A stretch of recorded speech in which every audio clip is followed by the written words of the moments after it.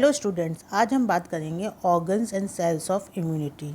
Way organs and cells जो कि immune responses immunity में इन्वॉल्व रहते हैं, उनके डेवलपमेंट में इन्वॉल्व रहते हैं, उन्हें हम लिम्फॉइड या लिम्फेटिक ऑर्गन्स कहते हैं। लिम्फॉइड ऑर्गन्स जो होते हैं वो हमारे पूरे शरीर में पाए जाते हैं और लिम्फोसाइट्स की ग्रोथ एंड डेवलपमेंट के कंसर्न रहते हैं। ये स्ट्रक्चरली, संरचनात्मक एंड फंक्शनली कार्यात्मक जो होते हैं, कार्यात्मक रूप से डिफरेंट टाइप्स के होते हैं और डिफरेंट टिश्यूज़ में ये blood vessels and lymphatic vessels द्वारा इंटरकनेक्टेड रहते हैं, जहाँ लिम्फोसाइट्स जो होती हैं वो सर्कुलेट करती हैं। जो ये ऑर्गन्स एंड सेल्स जो होते हैं ये स्पेसिफिक एंड नॉन स्पेसिफिक दोनों प्रकार की इम्यूनिटी से इन्वॉल्व रहते हैं। इन ऑर्गन्स में दोनों प्रकार की इम्यूनिटी जो होती है वो इन्वॉल्व रहती है। लिम्फॉइड ऑर्गन्स को हम दो भाग में क्लासिफाइड कर सकते हैं। पहला प्राइमरी या सेंट्रल लिम्फॉइड ऑर्गन्स एंड दूसरा सेकेंडरी या पेरिफेरल लिम्फॉइड ऑर्गन्स। प्राइमरी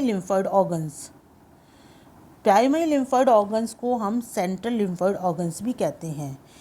ये ऑर्गन्स जो होते हैं वो इम्यून सेल्स के सिंथेसिस या निर्माण और मैचुरेशन या परिपक्वन में रेस्पॉन्सिबल होते हैं, उसके लिए ये रिस्पॉन्सिबल होते हैं।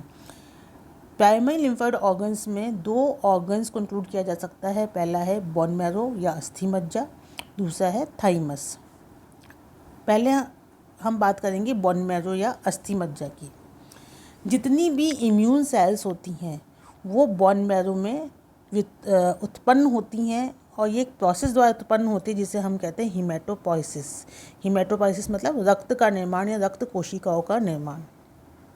फीटल डेवलपमेंट के दौरान हीमेटोपोइसिस की क्रिया जो होती है वो 3 महीने तक, प्रेगनेंसी के दौरान 3 महीने तक ये सबसे पहले रॉक्सैक या पीतक कोश में होती है। उसके बाद 3 से 7 महीने के अंदर ये लिवर व स्प्लीन में की जाती है। उसके बाद 7वें महीने के बाद ये फंक्शन जो होता है वो बोन मैरो या अस्थि मज्जा द्वारा किया जाता है।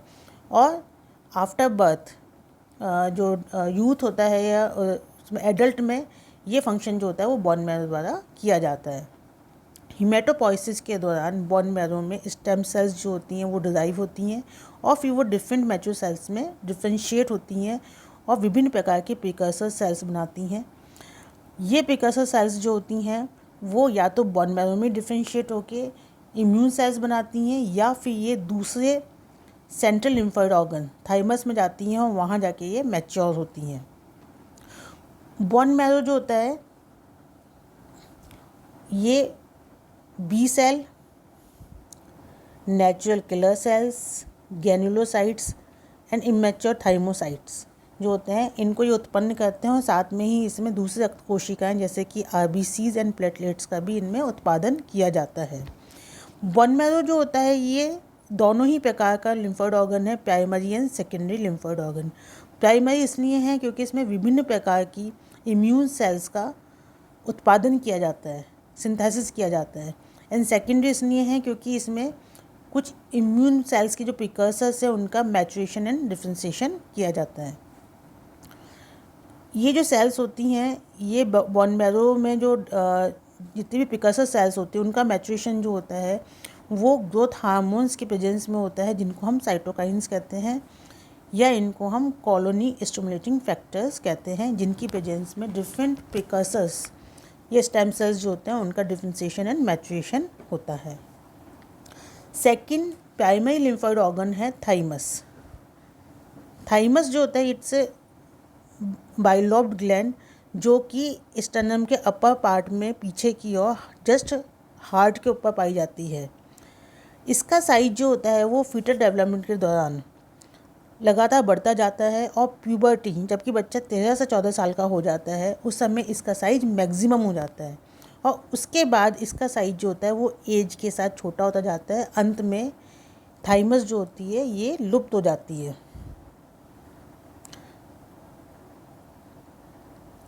वे सेल्स जो कि बोन मैरो से माइग्रेट होकर थाइमस में आती हैं एज ए प्रिकर्सर सेल, वो फिर पेरिफेरल टी सेल में मैच्योर होती हैं। एक बार इमेच्योर लिम्फोसाइट जो है वो थाइमस में आ जाती हैं तो उन्हें हम थाइमोसाइट्स कहते हैं। और ये मैच्योर टी सेल्स जो होती हैं वो माइग्रेट करके थाइमस से माइग्रेट करके फिर सेकेंडरी लिम्फोइड ऑर्गन्स में आ जाती हैं, जैसे कि lymph nodes, pairs patches and spleen.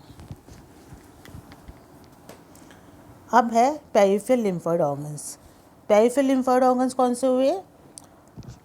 हमने बात की थी प्राइमरी लिम्फोइड ऑर्गन्स की, जो कि लिम्फोइड सेल्स का प्रोडक्शन एंड मैचुरेशन कर रहे हैं, उनका उत्पादन उनका मैचुरेशन कर रहे हैं। एंड सेकेंडरी लिम्फोइड ऑर्गन्स कौन से? पेरिफेरल लिम्फोइड ऑर्गन्स सेकेंडरी या पेरिफेरल लिम्फोइड ऑर्गन्स होते हैं, जहाँ की लिम्फोसाइट जो होते हैं वो लोकलाइज हो रहे हैं, इकट्ठे होते हैं। वे फॉरेन पार्टिकल से एंटीजेंस को पहचानते हैं और उनके अगेंस्ट फिर वो विभेदित होते हैं। ऐसे ऑर्गन्स जहाँ की जो इम्यून सेल्स हैं, जो कि अभी डिफ्रेंशिएट नहीं, किसी एंटीजन के अगेंस्ट अभी डिफ्रेंशिएट नहीं है, वे सेल्स ऐसे ऑर्गन्स जहाँ की वो एंटीजन से इंटरेक्ट करती हैं, उनके अगेंस्ट वो डिफ्रेंशिएट होते हैं जिससे कि उनको वो ख़त्म कर सकें। ऐसे ऑर्गन्स को हम पेरिफेरल लिम्फोइड ऑर्गन्स या सेकेंडरी लिम्फोइड ऑर्गन्स कहते हैं। पेरिफेरल लिम्फोइड ऑर्गन्स के अंदर lymph nodes, spleen, tonsils, adenoids, appendix, clumps of lymphoid tissues and जो कि स्मॉल इंटेस्टाइन में पाए जाते हैं, और पेयर्स पैचेस, इनको हम पेरिफेरल लिम्फोइड ऑर्गन्स कहते हैं। ये फॉरेन सब्सटेंस या एंटीजेंस को ट्रैप करते हैं, कंसंट्रेट करते हैं और उनके अगेंस्ट जो है इम्यून सेल्स को डिफ्रेंशिएट करते हैं। ये मेन साइट होते हैं जहाँ की एंटीजन के अगेंस्ट एंटीबॉडीज़ का प्रोडक्शन किया जाता है। कुछ सेकेंडरी लिम्फोइड ऑर्गन्स जो होते हैं वो कैप्सुलेटेड होते हैं, कैप्सुलेटेड फॉर्म में होते हैं, जैसे कि lymph node and spleen. But कुछ होते हैं जो कि नॉन कैप्सुलेटेड फॉर्म में या लूज फॉर्म में होते हैं, जैसे कि जो कि अधिकतर म्यूकोसा से रिलेटेड होता है। जितने भी हमारे पाथ होते हैं, जैसे कि रेस्पिरेटरी पाथ है, गैस्ट्रोइंटेस्टाइनल पाथ है, यूरिनरी पाथ है, उसमें जो म्यूकोसा लेयर होती है, म्यूकस लेयर जो होती है, उस म्यूकोसा एसोसिएटेड लिम्फोइड टिश्यूज जो होते हैं वो नॉन कैप्सुलेटेड टाइप के सेकेंडरी लिम्फोइड ऑर्गन्स होते हैं। प्राइमरी सेकेंडरी लिम्फोइड ऑर्गन्स में है, फर्स्ट है लिम्फ नोड। लिम्फ नोड जो होते हैं वो क्लस्टर के फॉर्म में पाए जाते हैं और नेक के नीचे पाए जाते हैं। कहाँ पाए जाते हैं? Neck, axial region, mediastinum and abdominal cavity में ये पाए जाते हैं। ये एंटीजेंस को जितना भी इंटरस्टिशियल टिश्यू होता है या ब्लड एंड लिम्फ है, उनसे ये फ़िल्टर करते हैं, और जब ये थोरेसिक डक्ट जो होता है उसके थ्रू ये पास करते हैं, उस समय ये इसको फ़िल्टर करते हैं। लिम्फ नोड जो होता है वो एक फाइब्रस कैप्सूल से घिरा हुआ होता है या उससे ढका हुआ होता है, और बहुत सारी एफरेंट लिम्फेटिक जो होती हैं वो इसमें एंटर करती हैं, जो कि लिम्फ को मार्जिनल साइनस के अंदर डालती हैं। लिम्फ जो होता है वो मेडुलरी साइनस के थ्रू जो है वो पास होता है और फिर एफरेंट लिम्फेटिक द्वारा लिम्फ नोड से निकल जाता है। मतलब क्या हुआ कि इसके अंदर मेडुलरी साइनस, जो लिम्फ नोड जो होते हैं उनके अंदर मेडुलरी साइनस पाए जाते हैं, स्ट्रक्चर्स पाई जाती हैं। लिम्फ नोड के अंदर दो तरह के वेसल्स होती हैं, afferent and efferent lymphatic vessels. Afferent lymphatic vessels से लिम्फ जो होता है वो लिम्फ नोड में आता है। एफरेंट लिम्फेटिक वेसल्स जो होते हैं उससे लिम्फ जो होता है वो लिम्फ नोड से बाहर निकल जाता है। प्रत्येक लिम्फ नोड जो होता है वो 3 पार्ट में डिवाइड होता है, outer cortex, inner medulla and बीच में पैराकॉर्टिकल रीजन। कॉर्टेक्स और मेडुला के बीच में पैराकॉर्टिकल रीजन। कॉर्टेक्स रीजन जो होता है उसको हम बी सेल एरिया भी कहते हैं, क्योंकि इसमें मैक्सिमम पी सेल पाई जाती हैं। कॉर्टेक्स जो है ये हाई ट्रैफिक जोन होता है, जहाँ की टी सेल और बी लिम्फोसाइट जो होती हैं वो एंटर करती हैं। ये जो जितनी भी सेल्स होती है, इम्यून सेल्स होती है, वो जब वो एग्रीगेट फॉर्म में पाई जाती है, समूह के फॉर्म में पाई जाती हैं, तो जो कॉर्टेक्स में अगर फॉलिकल के रूप में होती हैं तो इनको हम जर्मिनल सेंटर्स कहते हैं। इन एरिया को हम जर्मिनल सेंटर्स कहते हैं। और वो एरिया जो कि वो फॉलिकल्स जिनके अंदर के जर्मिनल सेंटर्स पाए जाते हैं उनको तो हम सेकेंडरी फॉलिकल्स कहते हैं, और जिनमें नहीं पाए जाते उनको हम प्राइमरी फॉलिकल्स कहते हैं। मतलब कि जितने भी ये B cells and T cells जो होती हैं वो समूह के फॉर्म में पाई जाके एक फॉलिकल्स बना लेती हैं, है ना। और फॉलिकल्स जो होती हैं वो फिर जर्मिनल सेंटर्स में कन्वर्ट हो जाते हैं।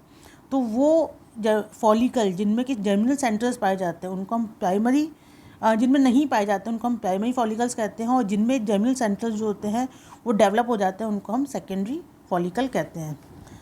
प्राइमरी जर्मिनल सेंटर जो होते हैं वो बी सेल्स जो होते हैं उसमें बी सेल्स बहुत अधिक पाई जाती हैं। मेडुला जो होता है उसके अंदर बी और टी सेल्स दोनों प्रकार की सेल्स एंड प्लाज्मा सेल्स और मैक्रोफेजेस पाई जाती हैं। मेडुला जो होता है वो उसमें मेडुलरी कोर्ड्स का बना हुआ होता है जिसमें कि मेडुलरी साइनस पाए जाते हैं।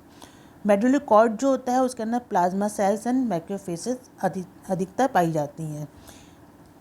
कॉर्टेक्स एंड मेडुला के बीच में एक जोन पाया जाता है जिसको हम बोलते हैं पैराकॉर्टेक्स या टी सेल एरिया, क्योंकि इसमें टी लिम्फोसाइट सेल्स जो होती हैं वो अधिकतर पाई जाती हैं। इसके अलावा इनमें dendritic sales and mononuclear phagocytes भी पाई जाती है।